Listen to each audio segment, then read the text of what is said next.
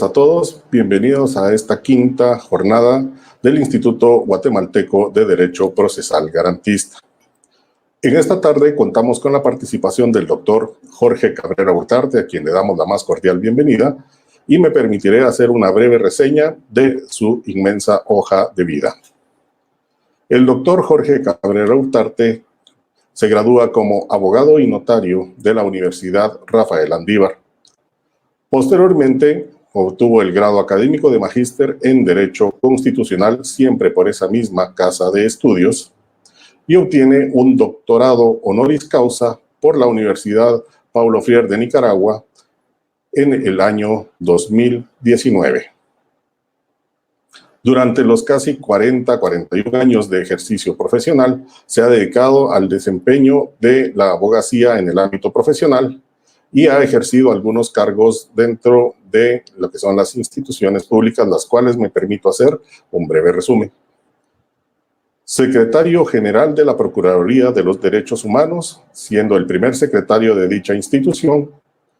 Posteriormente, director de la Comisión Presidencial Coordinadora de la Política del Ejecutivo en materia de derechos humanos, COPREDE, institución de la cual fue su presidente años más adelante. Magistrado suplente de las Cortes de Apelaciones, subsecretario general de la Presidencia de la República y magistrado de la Corte Suprema de Justicia, periodo 2004-2009. En el ámbito académico, más de 40 años de ejercicio de la docencia, tanto a nivel pregrado como posgrado, en distintas universidades del país. Fue director del Bufete Popular de la Universidad Rafael Andívar, vicedecano de la Facultad de Derecho de la Universidad Rafael Andívar y secretario general de esa casa de estudios. Es socio fundador del Instituto Guatemalteco de Derecho Procesal Garantista y fue condecorado por el Instituto Iberoamericano de Derecho del Trabajo con la más alta condecoración que ese instituto puede otorgar, siendo esta la Orden de Justicia Social. Para nosotros como instituto es un gran honor y privilegio poder contar con la participación del doctor Cabrera Hurtarte, con quien compartiremos algunos temas relacionados a la modernización de los juzgados laborales en Guatemala. Un honor compartir esta tarde con el doctor Cabrera y orgullosamente mi señor padre. Buenas tardes, doctor Cabrera.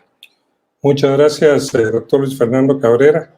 Muy agradecido para el Instituto Guatemalteco de Derecho Procesal Garantista por esta oportunidad de tener este conversatorio y hablar sobre la modernización del sistema laboral en Guatemala.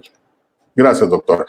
De lo que yo recuerdo, tuvimos la oportunidad de compartir en los años 75, 80, cuando usted asistía a los juzgados de la torre de tribunales y recuerdo que iba con su legajo de memoriales y de escritos y nos decía, espérenme, ya regreso, voy a entregar estos documentos.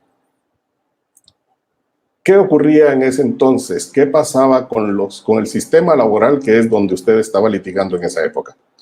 Gracias, era muy interesante porque el sistema laboral que en esos años se seguía en Guatemala se originaba desde el año 1947 con el primer Código de Trabajo que el presidente Juan José Arévalo le regaló a los trabajadores y era el decreto 330 del Congreso de la República. Esto fue reformado o subsumido, si se quiere decir así, por el decreto 1441 del Congreso de la República en la época del general Miguel Ydígoras Fuentes como presidente. Es interesante ver que un código con otro no ha tenido mayor cambio. Sin embargo, revisando el código de 1947, el artículo 321 prácticamente es el mismo artículo que tiene el código que actualmente está en vigor. Este decía que el proceso laboral debería de ser verbal, así lo decía, e impulsado de oficio. Lo mismo recoge el código en el decreto 1441, solo que cambia la palabra a verbal por oral y sigue siendo impulsado de oficio.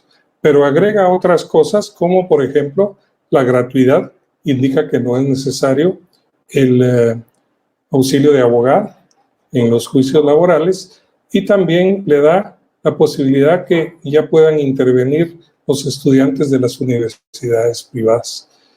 Entonces, como era todo escrito, no obstante que decía que era oral, la costumbre, y como aprendimos en las universidades, era de que tenía que hacerse en forma escrita. En esa época únicamente habían 6 juzgados de trabajo y después se aumentó a 7, y todos estaban situados en el 8º nivel de la torre de tribunales en la zona 1. Entonces, cuando había que irlos a dejar, pues lógicamente había que subir, ya sea en las gradas o en los ascensores, e irlos a entregar. Todo el procedimiento efectivamente era escrito. Por eso es que llegábamos a dejar nuestros memoriales. Sí, gracias. Esa parte sí es interesante porque crecimos realmente con un sistema escrito, pese a que, como ya bien menciona, el código establece la oralidad del proceso ordinario laboral. Pues a la fecha todavía muchos de los abogados únicamente realizan sus procedimientos, aún en audiencias, a través del sistema escrito. ¿Cómo se da ese cambio del proceso escrito a un proceso oral? Hay que retrotraernos a cómo se daban las audiencias en los juzgados laborales. Quienes desarrollaban las audiencias y las dejaban plasmadas en actas eran los oficiales. El juez permanecía en su despacho y únicamente salía cuando había algún problema o lo requería el oficial para ver qué era lo que estaba pasando. Entonces, ese cambio, que lo que perjudicaba era el tiempo del desarrollo del proceso y algunos recursos como el de nulidad, que se usaba mucho para interrumpir los procesos y alargar los mismos, pues con el cambio tenían que darse, porque no podría ser de que tardara tanto un proceso laboral como una denegatoria total de justicia, especialmente para el trabajador. En el año 2009, después de haber litigado más de 25 años con ese sistema, se da la oportunidad, por la bendición de Dios, de que soy nombrado magistrado de la Corte Suprema de Justicia en el año 2005, repito, siendo el magistrado vocal 7. Así es como empieza la historia para la modernización, digámosle, hacia el juicio oral del sistema laboral. Efectivamente, en aquel tiempo, recuerdo, máximo 7 juzgados, se crea un juzgado 8º, que pese a no tener un lugar dentro de la torre de tribunales, el mismo creo que se envía a una dependencia o un local que creo que tenía el organismo judicial en la zona 5, creando ahí el juzgado 8º, y empieza a crecer un poco más el volumen de los juzgados. ¿Cómo se da esta ampliación en la cantidad de juzgados? Esto sucede a través de el apoyo y el convencimiento de los magistrados de la Corte Suprema de Justicia, mis compañeros, de que no todo el apoyo, como se daba en aquel tiempo, debía ser para los juzgados penales, que era lo que estaba creciendo tremendamente. Simplemente empecé a sugerir que deberían de crearse más juzgados, no solo a nivel nacional, a nivel de la capital, sino a nivel nacional, porque había que cambiar otras cosas. Por ejemplo, los juzgados de trabajo no había en todas las cabeceras departamentales, porque estaba dividida la República en 10 zonas de trabajo. Y entonces esas 10 zonas solo correspondían a un juzgado. Cambiar ese sistema costó bastante, porque aún en los departamentos existían unidos juzgados de trabajo con juzgados de familia, por ser orales ambos y haber mucha similitud. Entonces, a través de ir insistiendo con los compañeros, efectivamente en el año 2006, 2005, 2006, se crea el juzgado 8º, y no habiendo lugar, pero había que aprovechar que se había aprobado esa propuesta, se colocó en la zona 5, a la par del famoso Parque Navidad, y empezó a funcionar, pero ya habíamos dado el primer paso. Igual en algunos departamentos se abren nuevos juzgados de trabajo y se separan algunos de familia. Es así como empezamos ese desarrollo. Y juntamente con ese desarrollo de nuevos juzgados, también surge la oralidad del proceso. Una situación que nos tocó vivir a todos los abogados, de la transición de un sistema escrito y acostumbrados a todo por papel y todo se presentaba por escrito, a tener que implementar una oralidad. ¿De dónde surge la iniciativa o la necesidad realmente de transformar el proceso, que si bien estaba plasmado como un sistema mixto, oral y escrito, a trasladarlo a un sistema de audiencias orales? Yo ya había escuchado que en otros países se llevaban los juicios laborales en forma oral. Y tuve la oportunidad de contactar al representante de la OIT para Centroamérica y República Dominicana en el año 2007, el doctor Alexander Godínez, un costarricense muy activo. Incluso me reuní con él aquí en Guatemala para plantearle la propuesta y él trasladó a la OIT la sugerencia que estábamos haciendo. La OIT le pareció y lo primero que hicieron fue enviarnos a 10 magistrados de Centroamérica y la República Dominicana a Madrid para presenciar cómo trabajaban los juzgados sociales de España. Esa fue una situación impresionante. Fuimos 2 magistrados de Guatemala y 2 de los otros países y fue sorpresa para nosotros. Fuimos una semana ver cómo efectivamente trabajan los juzgados y los jueces de trabajo en España. Empezaban a las 10 de la mañana, empezaban a las 8 de la mañana y a las 12:30 o 1 terminaban sus audiencias, una tras otra. Y la velocidad con que los jueces y abogados actúan durante las audiencias es algo impresionante. Una tras otra, en forma oral, no hay escritos. Y si una pregunta no les parece, dice la otra. No hay como aquí que se llevan escritas las preguntas y de sí o no, no, sino que al contrario se declara libremente. Los 5 días que estuvimos ahí presenciamos cantidad de toda clase de asuntos laborales. Cada vez que salíamos nos entregaban un disco donde estaban grabadas todas las audiencias que se habían efectuado para que nosotros las pudiéramos traer a Guatemala. Fue así como trajimos ese sistema a Guatemala cuando yo presenté mi informe a la Corte Suprema de Justicia. Incluso proyecté algunas de las audiencias, pero una de las preguntas más interesantes que les hicimos a los jueces en España era por qué esa celeridad y por qué no había reclamos al respecto. ¿Y por qué se respetaban tanto los jueces con los abogados? No había ningún tipo de discusión entre ellos, sino simplemente el juez decía lo siguiente y se hacía lo siguiente. En primer lugar, los jueces se presentaban con sus togas y igual hacían los abogados. En cada sala de audiencias había una cámara donde se grababa todo lo que sucedía y se quedaba en el archivo de la computadora y ahí se reproducía, a cada parte se le daba su disco con el video y se iban. Pregunté la mora judicial y me dijeron que no existía. A todos nos dijeron. Y la pregunta fue ¿por qué? Nos dijeron que el Consejo de la Carrera Judicial de España era muy estricto y que revisaban los juzgados, los despachos de cada juez mensualmente. Que el juez incluso se quedaba todas las tardes haciendo sus sentencias y tenía que llevarse, o se las llevaban, los expedientes que no habían terminado a sus casas para terminar las sentencias. El estar atrasado era motivo de destitución. Igual los abogados no podían salirse de su normal conducta porque también eran sancionados por el equivalente del Colegio de Abogados en Guatemala. Ese era básicamente el éxito. La voluntad del juez, porque el juez se comprometía desde que tomaba el cargo a cumplir con sus obligaciones y una de ellas precisamente era tener al día sus despachos judiciales. Es así como lo traje y lo presenté a la Corte Suprema de Justicia. Les pareció interesante. Eso fue a mediados por ahí, por septiembre del año 2007. Esa era la idea, pero entonces empezamos a analizar cómo podía hacerse en Guatemala.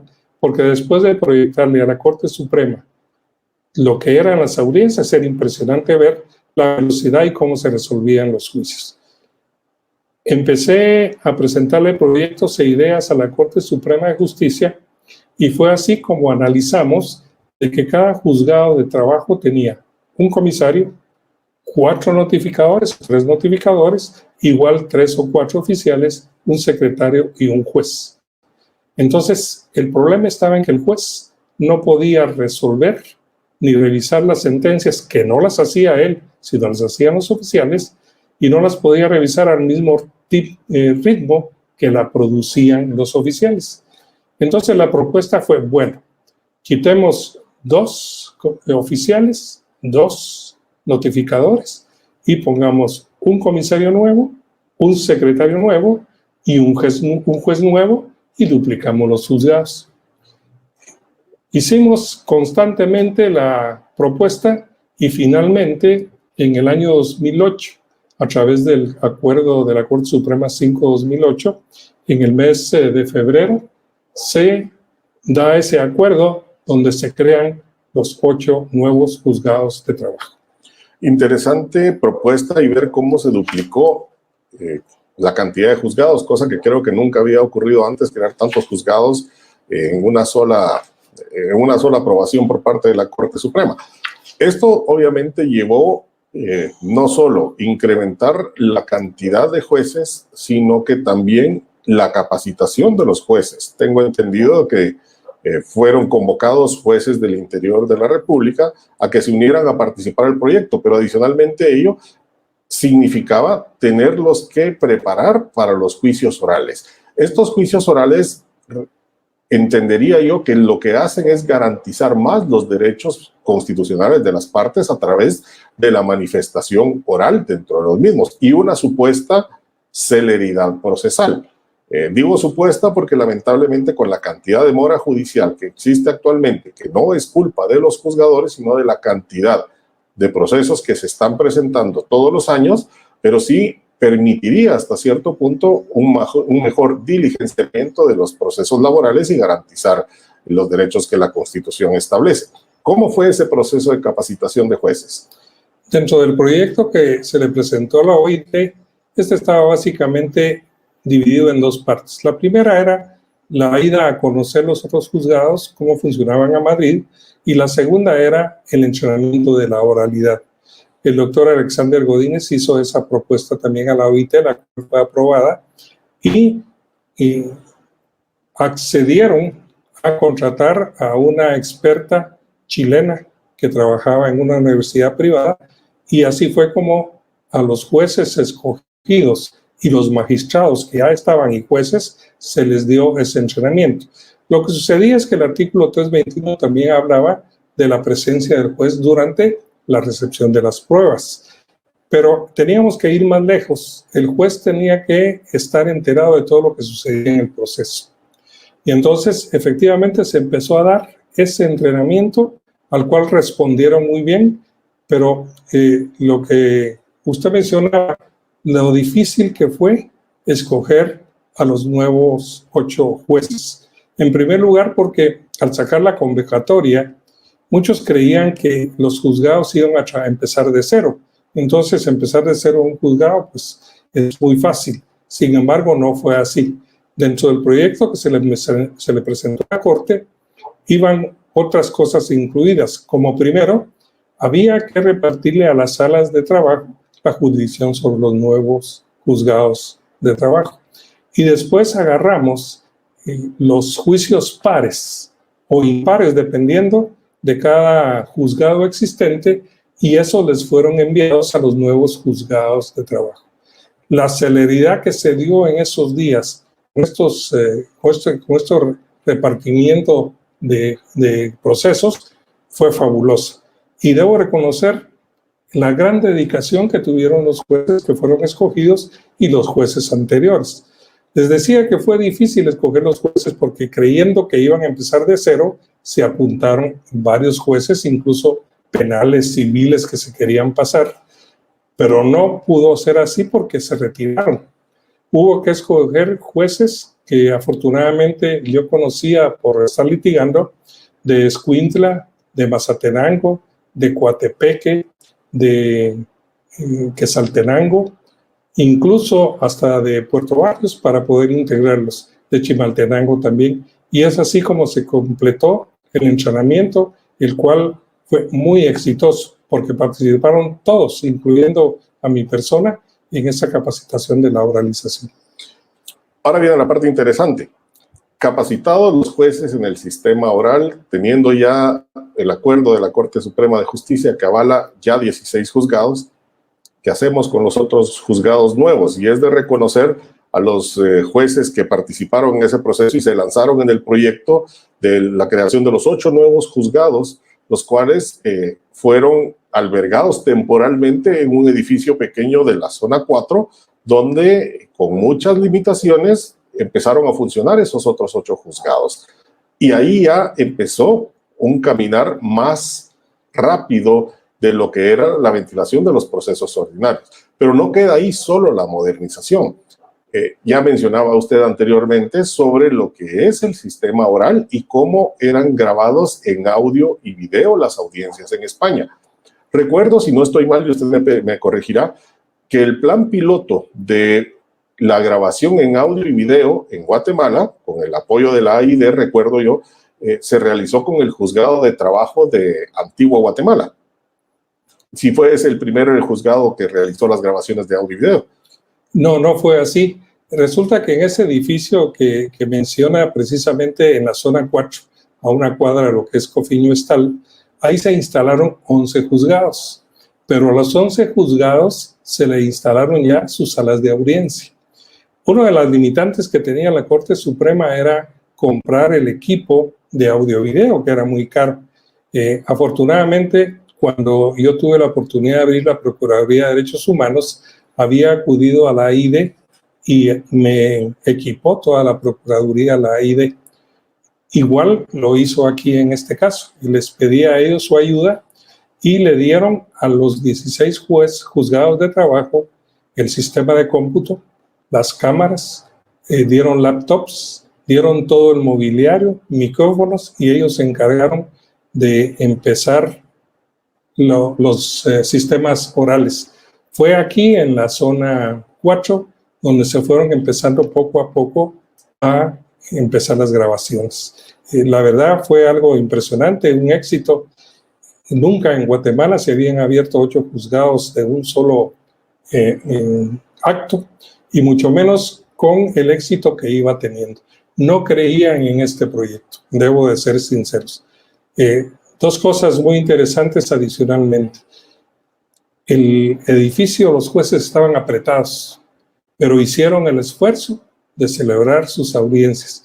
Incluso los jueces antiguos, por decirles así, de los 8 juzgados anteriores, igual se adaptaron y empezaron a hacer lo posible. Se les redujeron sus juzgados, pero también se hicieron las pequeñas salas de audiencia y fueron entrando poco a poco al sistema oral.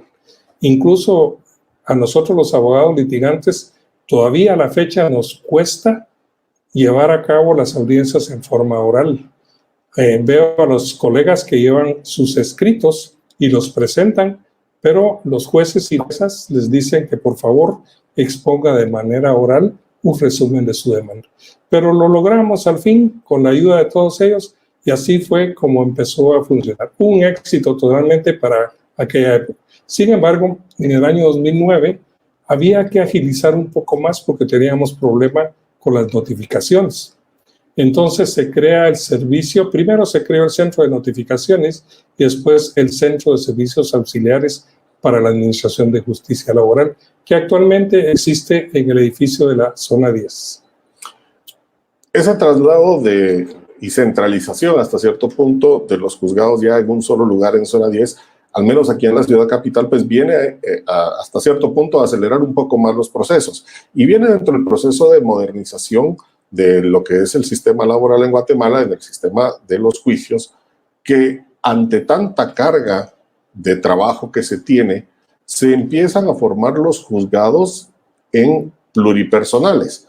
también recuerdo yo que se crean los dos juzgados para la admisión de las demandas para descargar el proceso de tener que calificar en cada uno de los juzgados. ¿A qué se debe esta separación? Yo entregué mi cargo en octubre del año 2009 y afortunadamente dentro de los magistrados de la Corte Suprema que quedaron, voy a mencionar al doctor Maynor Franco, quien fue el que siguió con el proyecto que habíamos iniciado. Él logró conseguir el edificio donde están situados actualmente los juzgados de trabajo, un edificio amplísimo. Tiene 8 niveles para arriba y 7 sótanos para parqueo. Y a la par está el de la SAT, que es exactamente igual, incluso creo que es el mismo dueño. Y entonces se trasladan todos los juzgados para ahí. Ellos crean y modifican los 2 juzgados de admisibilidad precisamente para agilizar la revisión de las demandas. Me recuerdo que el éxito era tal cuando empezamos con los juzgados, que de hecho fueron inaugurados el 30 de abril de 2009, porque el 1 de mayo había feriado, entonces los inauguramos un día antes como una muestra para el Día del Trabajo. Estuvieron presentes el ministro de Trabajo, algunos magistrados, invitamos sindicalistas, invitamos al inspector general, al director general y una serie de personalidades del ámbito laboral a esa inauguración. Y algunos magistrados de la Corte Suprema que estuvimos ahí. Pero trasladar ese cuerpo de 8 juzgados al nuevo edificio era un éxito. Entonces ellos han venido haciendo una serie de modificaciones, como por ejemplo lo que usted mencionaba de los juzgados pluripersonales. Al darse cuenta de que siempre siguen siendo el embudo de los juzgados de trabajo, los jueces, se les da por empezar a adicionar jueces a los juzgados de trabajo. Y así es como nacen los pluripersonales.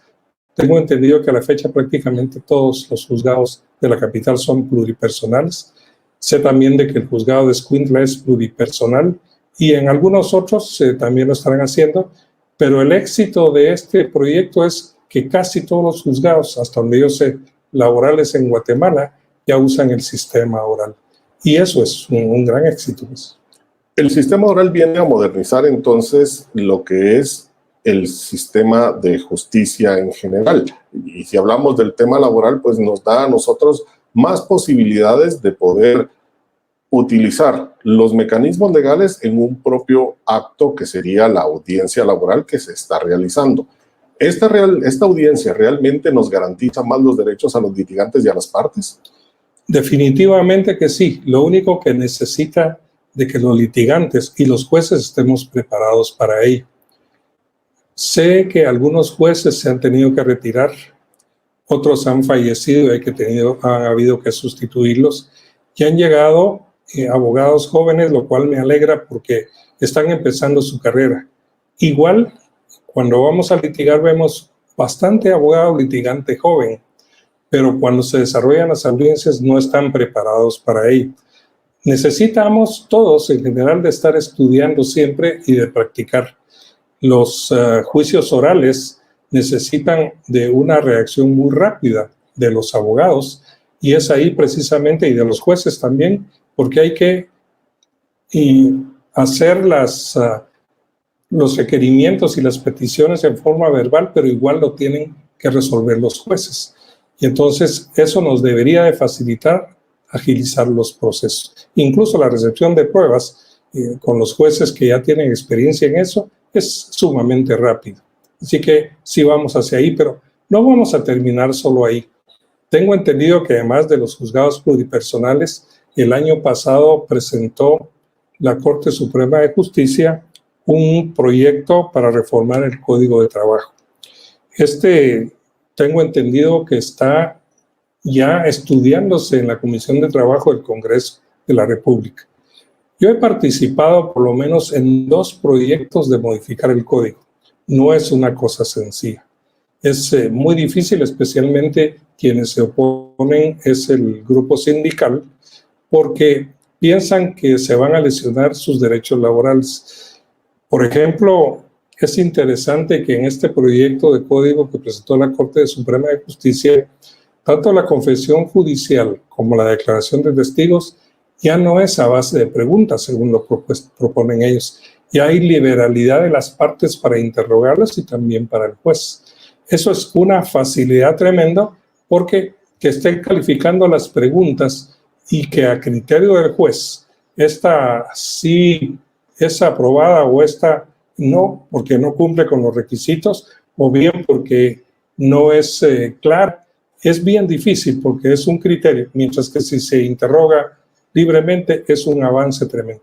Yo ya he visto jueces laborales que tienen la potestad de hacerlo, que efectivamente después de que se dirigen las preguntas, ellos han dicho, bueno, ahora le voy a preguntar yo, y preguntan libremente, y se han aclarado muchas cosas a criterio del juez que no se daban en las preguntas. Y esta liberalidad que tienen los jueces que usted menciona, para una vez finalizado un pliego de posiciones en los que ellos tomen la batuta del interrogatorio y puedan preguntar libremente, ¿no tendrá alguna violación a los derechos de las partes en las cuales el juez pueda desviar las preguntas hacia donde él quiera llevarlas, o esa es la naturaleza y el objetivo de la liberalidad de las preguntas por parte del juez? Cuando al juez no le queda claro una situación, es una facultad de él para hacerlo. Además, existe la protesta en el caso de las preguntas, ¿verdad? Que siempre al finalizar el interrogatorio le van a preguntar al juez, a los abogados, si tienen algo que indicar o protestar las preguntas, y con eso se subsana cualquier violación que se haya podido dar. Cuando usted mencionaba sobre esta forma que se maneja en España, de ser muy libres en la forma de realizar las audiencias, si bien entendemos que el derecho laboral en Guatemala es antiformalista, pero cuando llegamos a la parte procesal, aún ahí nos topamos con muchos formalismos. ¿Cuál debería ser la tendencia entonces para poder obtener una modernización más allá de lo que tenemos actualmente del proceso ordinario laboral, hablando únicamente del ordinario? Precisamente las modificaciones que presenta la Corte Suprema de Justicia en este proyecto de código hay que discutirlas. Actualmente tenemos 2 asociaciones de abogados laboralistas aquí en Guatemala. Los jueces ya tienen sus asociaciones, incluso un instituto. Entonces, y también la parte patronal tiene las asociaciones y tiene abogados especializados. Habría que reunir todo el gremio y de esa forma discutirlo ampliamente para que no se politice lo que puede ser un código de trabajo. Aquí hay que trabajar por la justicia que sea pronta y cumplida como debe de ser realmente. Doctor Cabrera, ¿cuál sería su visión de un proceso laboral más moderno y más ágil? Definitivamente una excelente pregunta, doctor, porque no hay marcha atrás ya en el juicio oral laboral de cómo se ha llevado. Lo exigen las circunstancias agilizar este proceso. Actualmente, con la carga de trabajo que tienen los juzgados, están señalando audiencias más de 1 año, y eso es tremendamente perjudicial para todos, porque de entrada el código señala que por el tiempo que dura el proceso se cobran hasta 12 meses de salario por daños y perjuicios. Quiere decir que cuando usted interpone su demanda y le señala la audiencia, si usted pierde el juicio ya está condenado a esos 12 meses de salario adicionales. Y eso no es justo. No es justo porque no es culpa del patrono, en este caso que sería el condenado, que por no poder señalarse audiencias más próximas, se le condene al pago de daños y perjuicios, que es una cantidad considerable. Entonces, la idea es que efectivamente un juicio ordinario laboral sea ágil y sea rápido. Las estadísticas que presentó el organismo judicial para servir de base para su proyecto de código son impresionantes.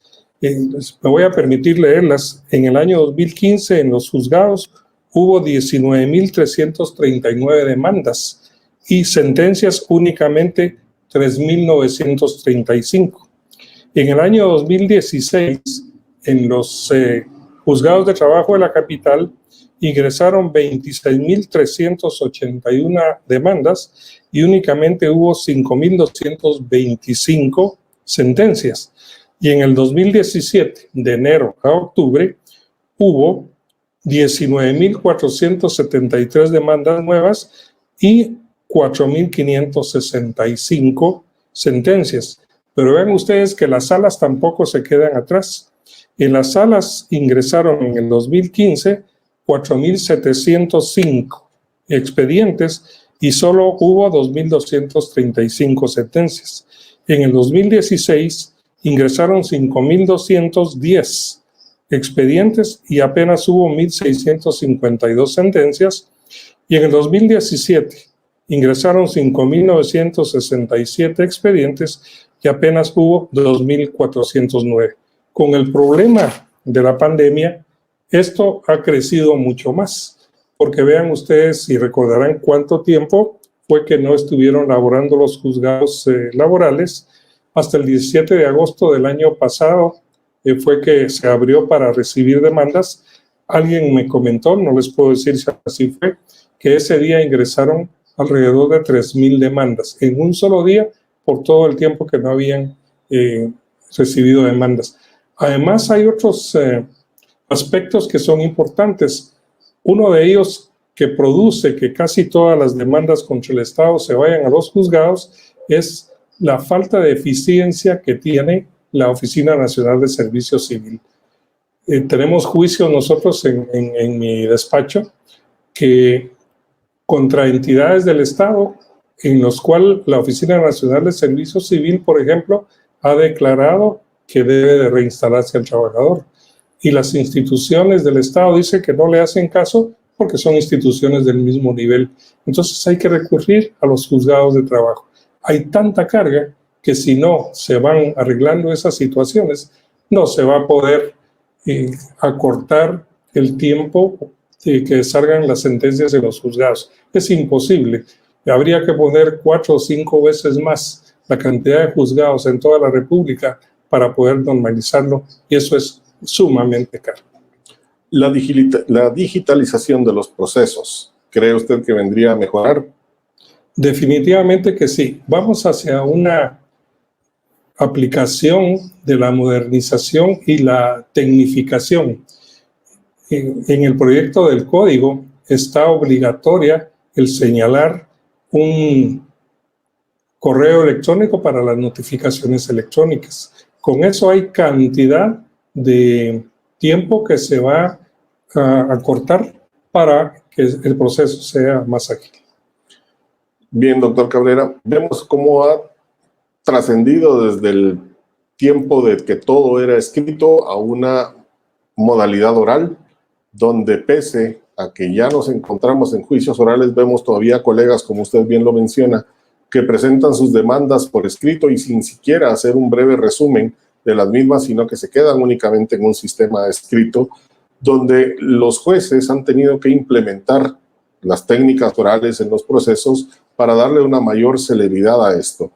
Esperemos que en un futuro podamos ver audiencias tal vez durante 24 horas, los 7 días de la semana, aunque sean audiencias virtuales con juzgados específicos que pudiesen ser juzgados de turnos laborales para poder desahogar esta cantidad de procesos que tenemos y contar siempre con la garantía de los derechos constitucionales y mantener ese garantismo en todos los procesos que se regulan en las instituciones del organismo judicial.